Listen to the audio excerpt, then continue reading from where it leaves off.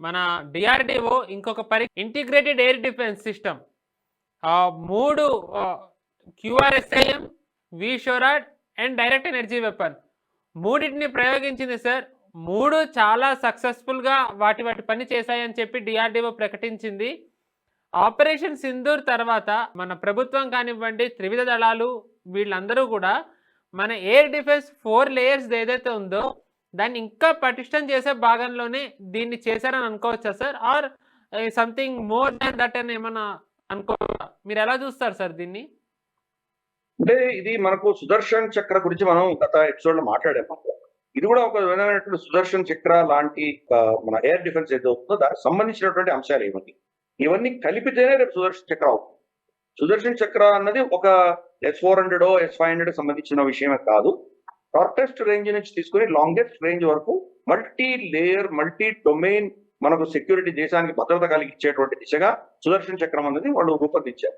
కాబట్టి దానికి సంబంధించి మనం తరచూ మనకు ఉన్నటువంటి క్యాప్స్ ఏమున్నాయో దాన్ని ఫిల్ చేసుకుంటూ వెళ్తాం. ఒకటి. రెండవది, ఇవన్నీ కలిసికట్టుగా ఎలా అనుసంధానం చేసుకొని రక్షణ కలిగిస్తాయన్నది ఈరోజు టెస్ట్ అయింది. అఫ్ కోర్స్ మనకు ఆల్రెడీ ఆపరేషన్ సింధూర్లో ఇవన్నీ కలిసి మనకు సెక్యూరిటీ ఇచ్చిన విషయం మనం చూసాం. కానీ అక్కడేమో గ్యాప్ కనిపించి ఉండొచ్చు మన వాళ్ళు. అందుకని ఇవి మన దగ్గర ఆల్రెడీ ఉన్నా కానీ కూడా దీన్ని యూనిఫైడ్ గా ఇవన్నీ కలిపి ఎలా మనం ఒకటేసారి చేయొచ్చు అన్నది ఎక్స్పీరియన్స్ చేశారు. చాలా సక్సెస్ఫుల్ అయినాయని మనం వింటున్నాం. ఇంట్లో ఇందాక నువ్వు చెప్పినట్టు quick reaction surface to air missiles, QRSAMs అంటారు. మనకి వీటిలో మనకు ఈ అబ్రివేషన్స్ అర్థం చేసుకోవచ్చు. SAM అంటే surface to air missile, QR quick reaction surface to air missile అంటే రెడార్లు చిక్కకుండా దూరంకి వచ్చేసింది అంటే కనుక దాన్ని ట్యాకిల్ చేయడం. మన యుద్ధ స్థావరాల దగ్గర కానీ, క్రిటికల్ ఇన్స్టాలేషన్స్ లో కానీ ఒకవేళ కనుక రెడార్స్ కి ఎలాగో తప్పించుకొని వాళ్ళు లోపలికి రాగలిగితే క్విక్ రియాక్షన్ దగ్గర ఉన్నటువంటిది ఇమ్మీడియట్ గా ఎలా రియాక్ట్ అవ్వగలము. ఫర్ ఇన్స్టెన్స్ టిపికల్ గా మనకు అమృత్సర్ తీసుకున్నాం. అమృత్సర్ లో ఉన్నటువంటి మన క్యాంటన్మెంట్స్ కావచ్చు, లేదా మన గోల్డెన్ టెంపుల్ కావచ్చు, ఎయిర్పోర్ట్ రన్వేస్ కావచ్చు, ఇవి వాళ్ళు అక్కడి నుంచి ఫైర్ చేస్తే మనం డిటెక్ట్ చేసి దాన్ని కౌంటర్ చేసేంత లోపల కొట్టేటువంటి ప్రమాదం ఉంది. ఎందుకంటే లిటరల్ గా ఒకటే ఊరు. లాహోర్ కానీ మనకు అమృత్సర్ కానీ కంటిన్యూస్ ఊరు, మధ్యలో గ్యాప్ ఉన్నటువంటి దాఖలాలు లేవు. ఏదో గ్రామాలు ఉన్నాయి, ఏదో డెవలప్మెంట్ ఉంది, కంటిన్యూస్ గా ఉంది. కాబట్టి అంత షార్ట్ రేంజ్ లో కొట్టగలిగింది QRSAM quick reaction surface to air missile, చాలా తొందరగా కొట్టగలిగినట్టు. అలాగే V short range VSHORADS V shorts అంటే very short range air defence systems. ఇది కూడా అటువంటిది. దీంట్లో ఇన్ఫాక్ట్ మ్యాన్ పోర్టబుల్ ఉన్నాయి, నాన్ మ్యాన్ పోర్టబుల్ కూడా ఉంది. మ్యాన్ పోర్టబుల్ అంటే షోల్డర్ పెట్టి కొట్టగలిగినటువంటి వాళ్ళు గస్తీ తిరుగుతున్నారు, సడన్ గా చూసారు అక్కడ దాన్ని షూట్ డౌన్ చేయడానికి కూడా వాడుకోవచ్చు.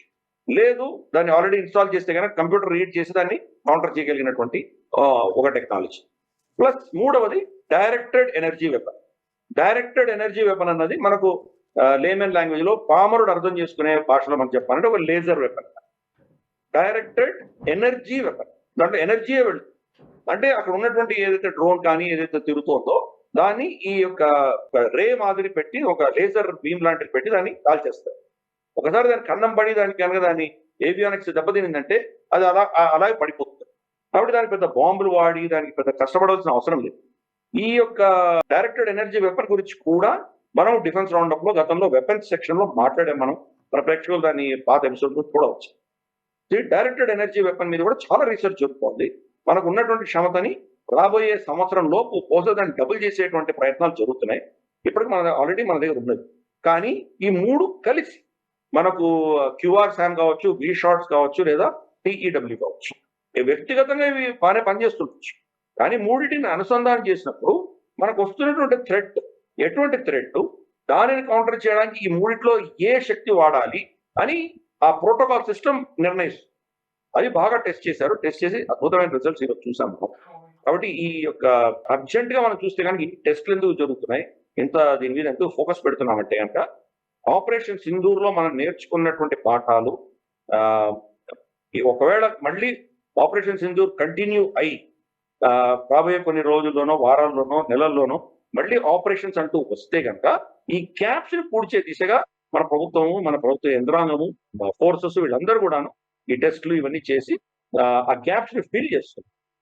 అందుకని బహుశా మనకు ఇప్పుడు ఏమర్థం అవుతుందంటే ఆపరేషన్ సింధూర్ లో ఈ మూడింటి యొక్క అనుసంధానంలో ఏవో ఇష్యూస్ వచ్చినాయి.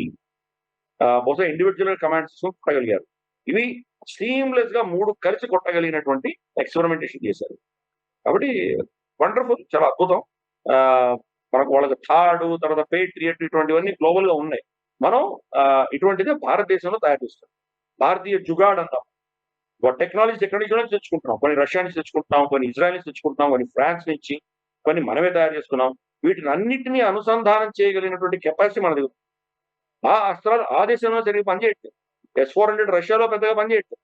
ఇంకేవో ఎక్విప్మెంట్ మనకు బరాక్ లాంటివి మనకు ఇజ్రాయెల్ పెద్దగా గొప్పగా పనిచేయట్లేదు. అప్పుడప్పుడు అది ఫెయిల్ అవుతుంది.